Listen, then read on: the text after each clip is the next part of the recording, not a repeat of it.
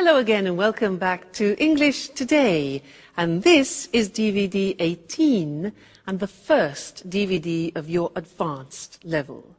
And in this DVD, you'll see another 2 episodes of our story, That's Life, followed by our special TV programs.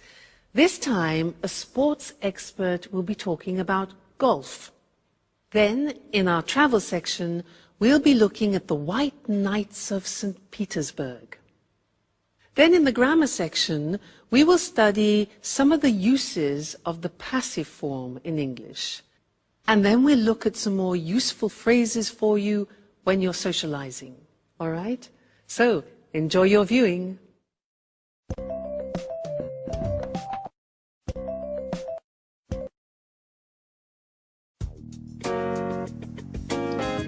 Hi, Sarah. Hi, Sandra. What are you doing? We're making some sandwiches for today's drive in the country. What drive? Hasn't Paolo told you about the trip? Today he wants to take us to visit an old farmhouse in the country. It's supposed to be very beautiful, a perfect example of rural architecture. That's right. I remember now. Paolo told us it was built by some rich Italian-American, a really eccentric character, a friend of his mother's. Okay, girls. Is everything ready? We've almost finished. What a wonderful smell. They look and smell great. Keep your hands to yourself. No one's touching these delicacies now. You'll be able to taste them later when we have our picnic. Paolo, about this outing, where is the farmhouse? In the countryside, about 20 kilometers from here. And is it true that it's incredibly beautiful and that it belongs to an Italian-American? Oh, yes, but it was designed by a Dutch architect. And it was built in the style of an 18th century Tuscan farmhouse, right? Oh, right. Oh, believe me, it's a jewel. I didn't know you were so interested in architecture. Oh, my dear ladies, there are so many things that you don't know about me. As well as music, I have many other passions. I'm full of surprises. No one doubts that, Paolo.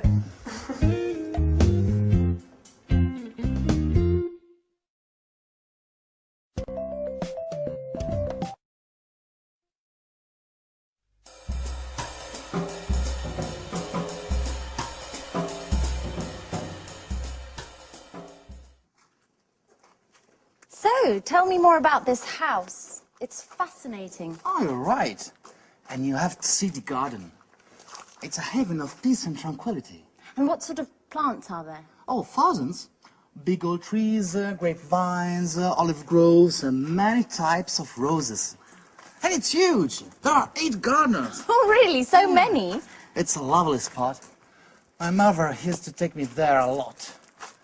I love to lie under the oak trees. It gave me a sense of peace. That's where I gave my first kiss. Wow. Who would have thought our Paolo was so romantic? Are you making fun of me? No, definitely not.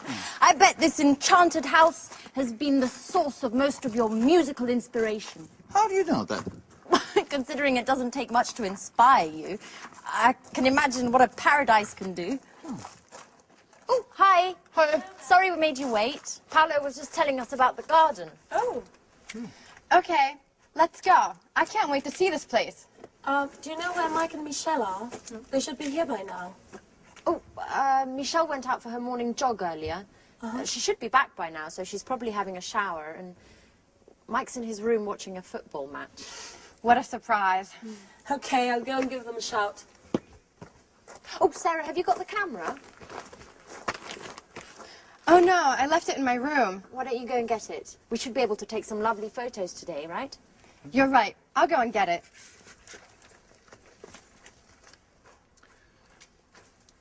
Well, it's good to see Sarah's back to her old self again, isn't it, Paolo? Oh, I knew that being all together would be good for her. Okay, let's check we've got everything.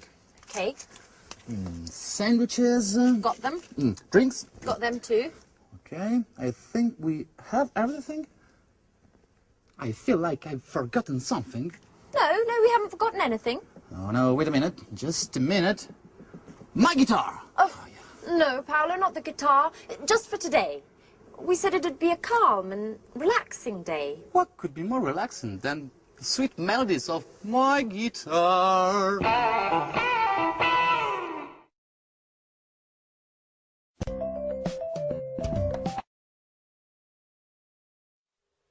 Hi again and good to see you.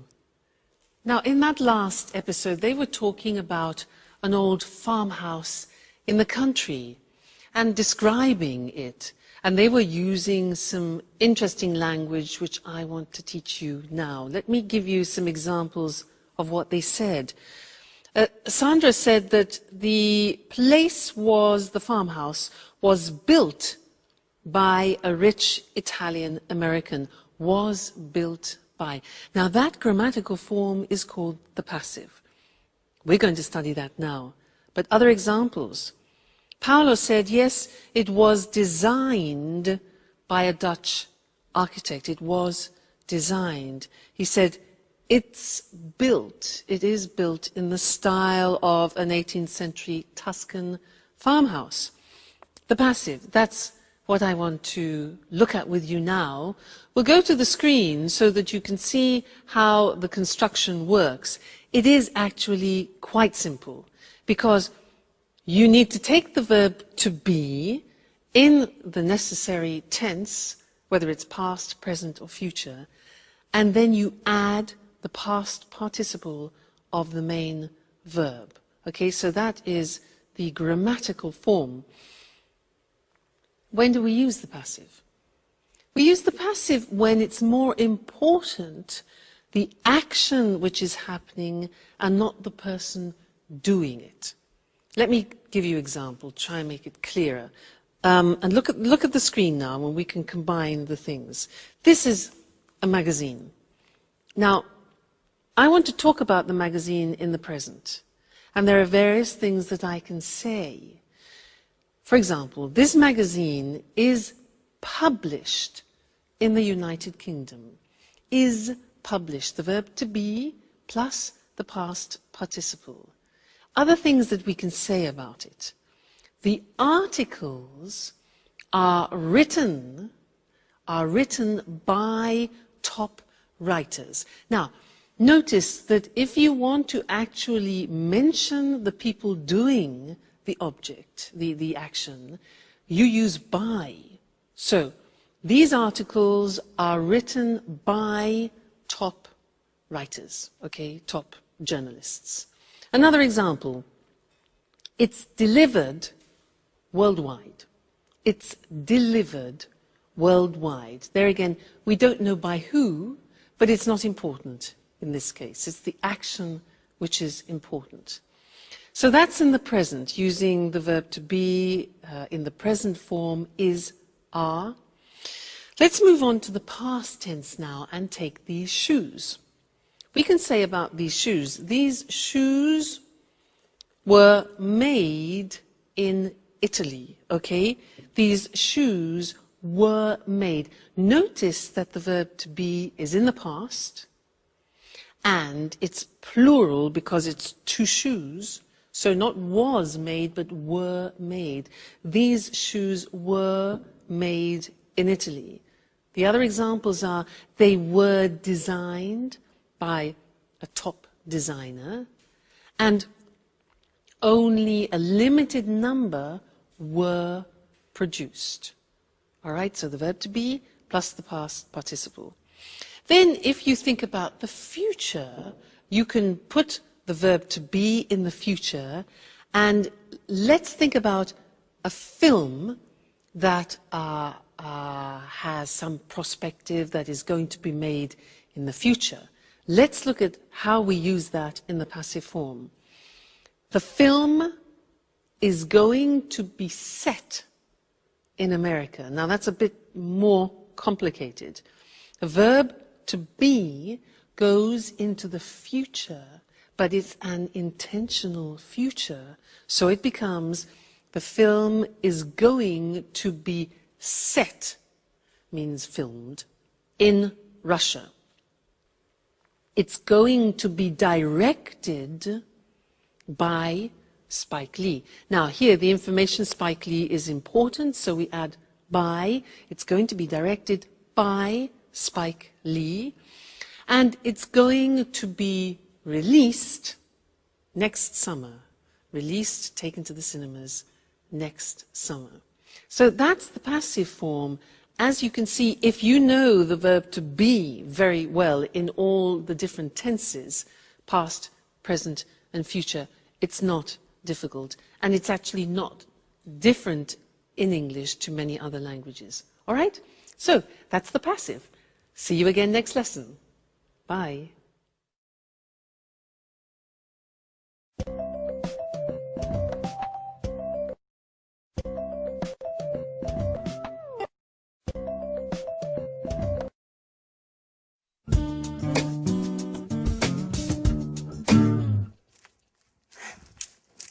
So, it's time to leave. What a shame. Yeah, you're right. This week has just flown by. I've had a great time. Yeah. I hope to see everyone again. I hope to see you again. Very soon. Listen, Mike, about that, I want to clear up a few things with you. Well, a few days after we arrived, I happened to hear Paolo's song, and I knew that it was about us two. And, well, you know what I mean, right? Of course. Well, after finding out about this thing, I realized that I needed to talk to you straight away, but I didn't have the courage. We've known each other for a long time. I've always thought a lot of you. God, I don't know how to tell you this, Mike. Come on in. Don't be shy. It's not easy to say certain things. I mean, you know what it's like. Put yourself in my shoes. You don't need to tell me this. For years I've been trying to. But maybe as we've come this far, we don't need words anymore. No, what are you doing? You've gone crazy. But I thought that you too. That I what? I was trying to tell you that that I really like you and that you're a true friend. But only a true friend, nothing more. What an idiot I am. For a moment, I thought I had feelings for me. I'm sorry, Mike. I didn't want to upset you. It's just that, well, the truth is that there's someone else in my heart. I know. Don't worry. Let's pretend nothing's happened, okay? Okay. Right. Friends? Like before? Of course. But no hard feelings? Okay. Fine. I'll just go and finish packing then. Okay. I'll see you in a bit.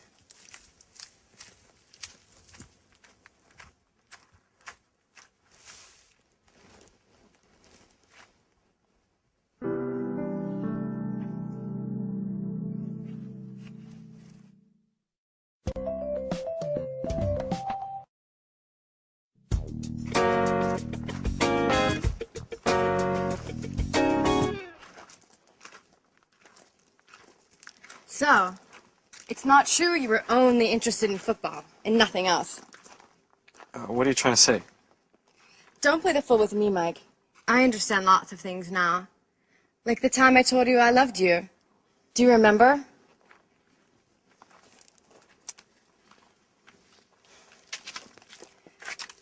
At that time, we were always together.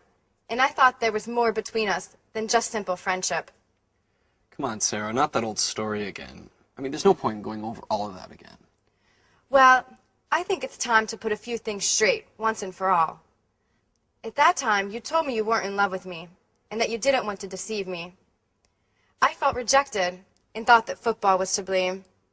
I thought that football was the only passion in your life. But now...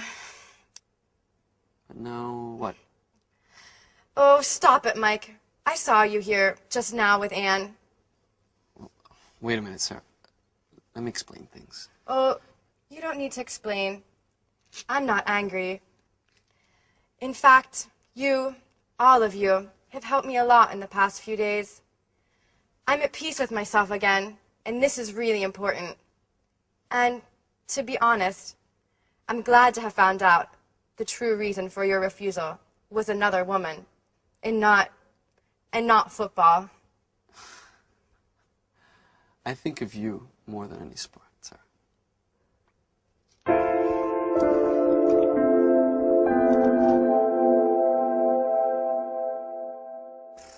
Hey guys, it's late. I'm sorry, I was packing. So, it's time to say goodbye already. Oh, I hate goodbyes. Oh, it was a sentimental one. Anyway, we'll be meeting up again soon, right? Right. Yes. Okay. I have some good news.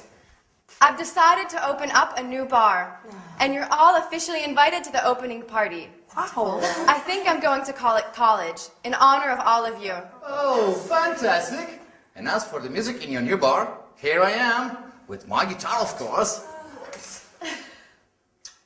You know, you're always welcome to come to this house. And I'll be waiting for you all next year for another wonderful holiday together. In memory of the good old days. Yeah. Friends live but they'll be back soon. I'll sing away for next year's. Hey, oh, oh, oh, oh, God. Yeah.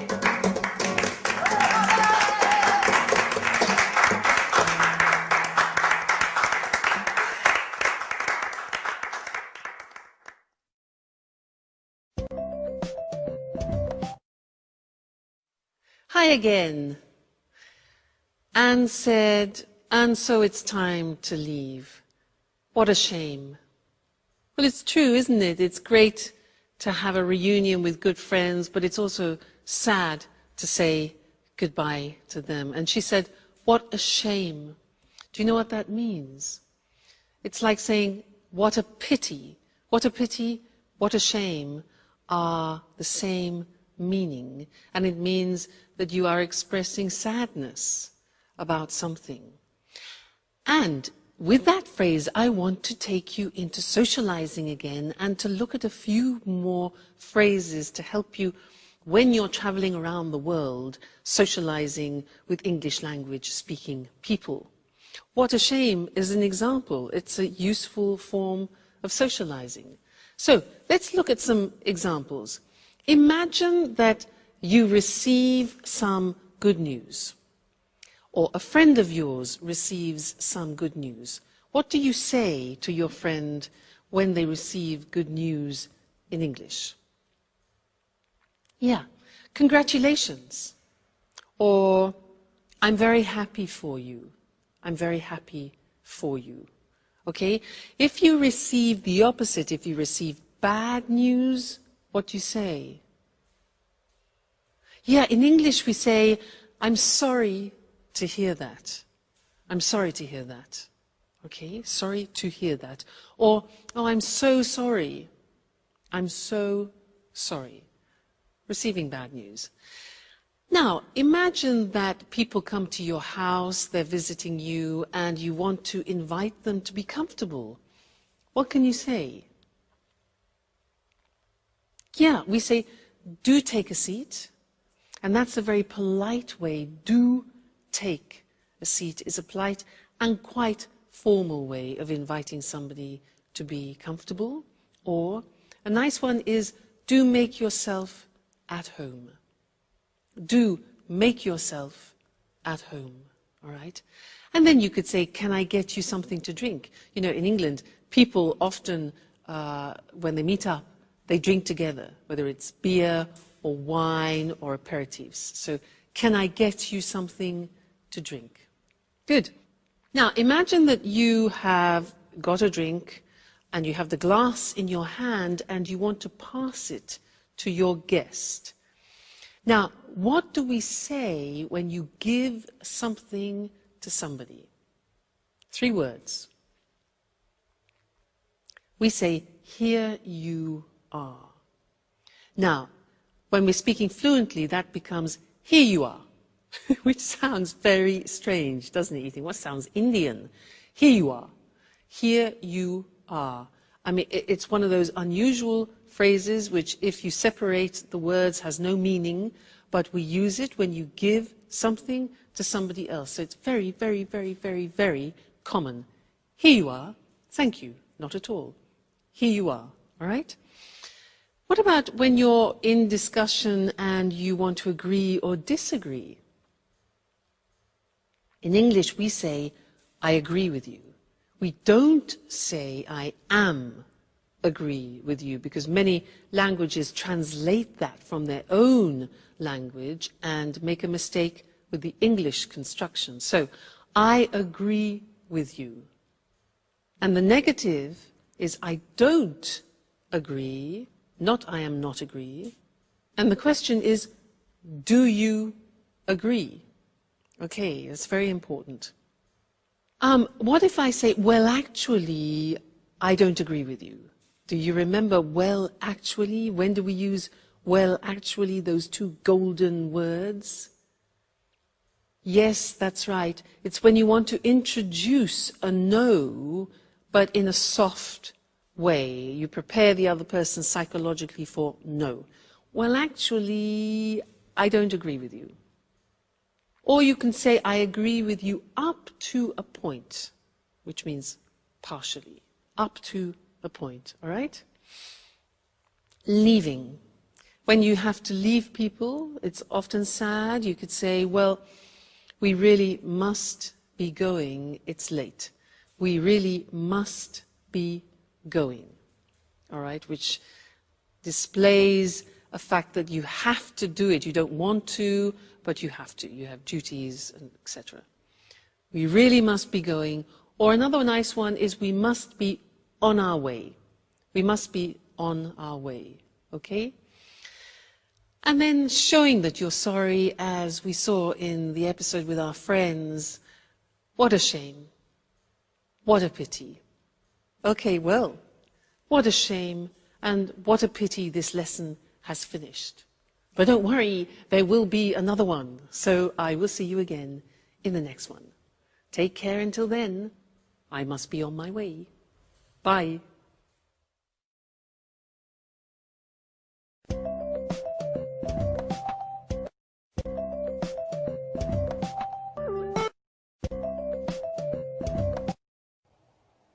Good afternoon, everyone, and welcome to Sports Special. I'm Eric Brown, and here beside me is John Forbes, our sports expert. Today we're going to talk with him about golf. Hello, John. Hello, Eric. Hello, everyone. So, John, tell us, where did golf start? Well, the game of golf is believed to have originated in St Andrews, a small town on the east coast of Scotland. It's thought that local people started the game by hitting stones around a grassy area next to the sea. Really? That's right, Eric. Today, golf's a very popular game in Scotland, and many towns and cities have municipal golf courses where everybody can play quite cheaply. Today, the Royal and Ancient Golf Club is located in St Andrews. This is the body that draws up the rules of the game and answers questions golfers around the world have about the rules. You know, there are 6 golf courses in St Andrews. One of these is the famous Old Course, the world's first golf course. Right. So St Andrews is the place to go if you like golf. About the game. First of all, what do you need to play golf? Well, to start with, you need a set of golf clubs. You use these to hit the ball around the course. There are lots of different sizes of clubs, but basically there are 2 kinds, drivers and putters. Drivers are used for long shots along the fairways, and putters are used for short shots on the greens. Then you need a golf course. There are usually 18 holes on a course. And of course, you need a golf ball. It seems easy to play golf, but how exactly do you play the game? You start each hole on the tee. From here, you use a driver to hit the ball as far as you can towards the hole. If necessary, you hit the ball again to get it onto the green. Once on the green, you use a putter to hit the ball into the hole. It's as simple as that. Well, almost. And be careful not to hit your ball into a bunker, an area of sand. It can be difficult to hit a good shot out of one of these. Don't worry, I'll be very careful. So, John, how do you keep score in the game? Well, each hole has a par, the number of shots required to put the ball into the hole. Let's say the first hole at the old course in St Andrews is par 3. If you complete the hole with 4 shots, you're 1 over par. If you complete it with 2 shots, you're 1 under par. The winner is the golfer who completes all 18 holes with the fewest shots or the most shots under par. And what happens if the golfer hits the ball into the hole with just 1 shot? This is called a hole-in-one, and it is a cause for celebration. Is it expensive to play golf? Because it looks like it's a game just for rich people. Well, golf clubs can be expensive, and you may have to pay a lot to play on a course. But you may be able to hire the clubs, and you may be able to find a municipal course that charges very little for you to play 18 holes. How popular is golf? It's very popular in Scotland, as you can imagine, as the game started there. There are 540 golf courses in Scotland. Remember, the population of Scotland is 5 million. But golf's also popular around the world, especially in Europe and North America. The game's really taken off in East Asia. The game's incredibly popular in Japan, Taiwan, South Korea and Singapore. There are lots of professional golfers who take part in international golf tournaments all over the world. Well, now, we certainly know a little bit more about golf. Thank you, John. You're welcome, Eric. Goodbye. And goodbye to you, and see you again next week for another edition of Sports Special.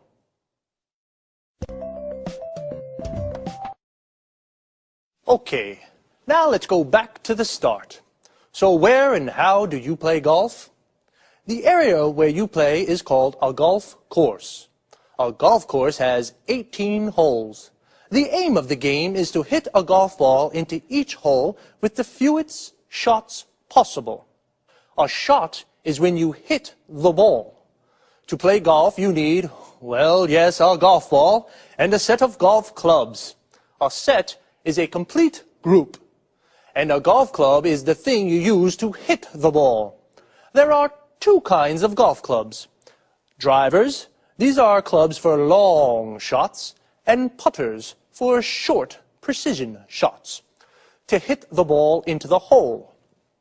You take your first shot on the tee. This is the starting point on the golf course. For the first shot, you use a driver to hit the ball along the fairway onto the green. The fairway is the area between the tee and the green. The green is the area of grass around the hole. Here, the grass is cut very short. You must be careful not to hit the ball into a bunker. A bunker is an area of sand. And how do you keep the score? The score is the points of the players. Notice we say, keep the score. This means count the points. Well, each hole has a par. A par is the number of points required to hit the ball from the tee into the hole. We say, for example, a hole is par 3. This means you have to get the ball into the hole with 3 shots.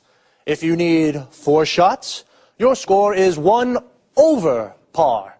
If you only need 2 shots, your score is 1 under par. And if you complete the hole with just 1 shot, it's called a hole-in-one. The winner is the golf player with the most under pars. Well, golf really has taken off around the world. We say something has taken off when it becomes very popular. Okay, sports lovers, that's all from me. See you next week.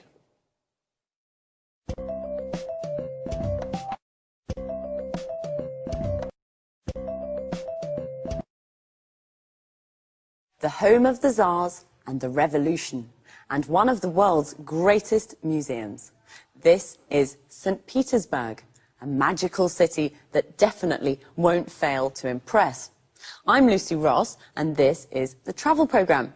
Today we'll learn about Peter, as the locals call the city, with our travel expert, Christine Oteng. Hello, Lucy, and good morning, everyone.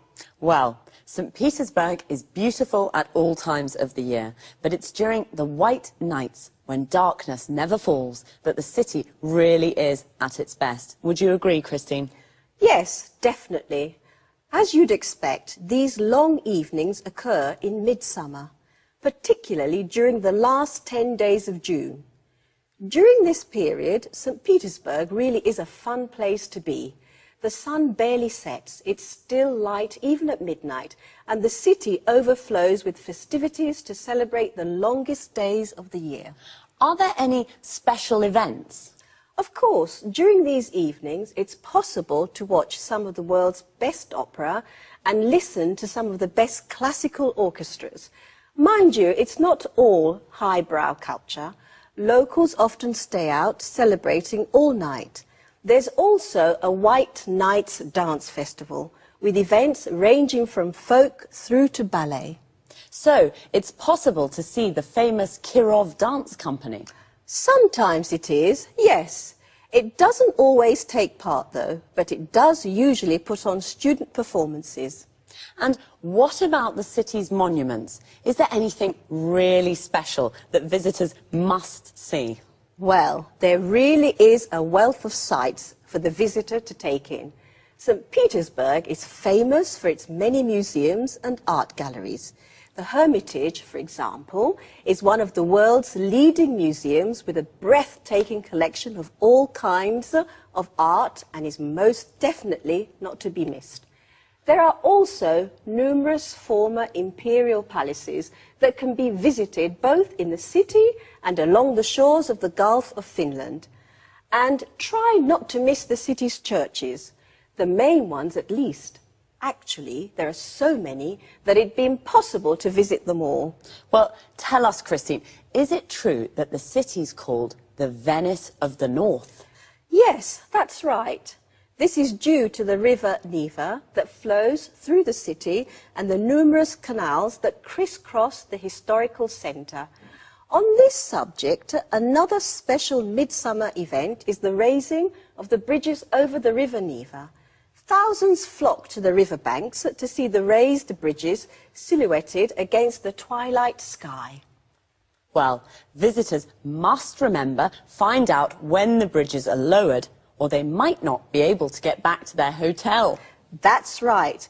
If that happened, they'd just have to stay out celebrating until dawn. Well, that doesn't sound too bad.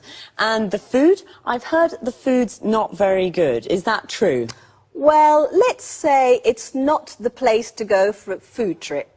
But if you like a drink now and again, this is the right place for you. Russians love vodka, and they love inviting their friends to drink with them. And Russians can be disarmingly generous and hospitable. But be careful. The vodka's easy to drink, but don't overdo it, or you'll feel it the next morning. Did you hear that? The vodka is good, but don't drink too much. And do enjoy St. Petersburg, a truly fascinating city to visit. Thanks, Christine. Goodbye. See you again soon to discover more interesting places with the travel programme. So, St. Petersburg is at its best in midsummer. Midsummer is the middle of the summer. We say something is at its best when it's in its best condition. The city is at its best because in midsummer the sun barely sets. When the sun sets, it goes down. The moment when the sun sets is called sunset or dusk. The sun barely sets means it almost doesn't set. so it stays light all night. So sunset is when the sun goes down. When it comes up in the morning, it's called sunrise. It's the moment that the sun rises. This time of the day is also called dawn. So, St. Petersburg is a fun place to be in summer. It's a fun place to be means it's amusing to be there because there are lots of things to do. You can go to the opera or a classical concert. Mind you, it's not all highbrow culture. Highbrow culture is classical culture, like opera, Shakespeare, Dante. We use the expression mind you to introduce a contrast with something that's just been said. The locals stay out celebrating all night. To stay out doing something means to spend the night doing something. So, the locals stay out celebrating means they celebrate all night and don't go home until the morning. There's a dance festival too. The Kirov Dance Company doesn't always take part. To take part in something means to participate. Notice we say take part in something. So the Kirov Dance Company doesn't always take part in the festival, but it puts on student performances. To put on something means to organize something. And remember, it's not the place to go for a food trip, a holiday based around trying the local cuisine. But it is the place to go for the vodka and all-night celebrating. So, bye for now. See you next week.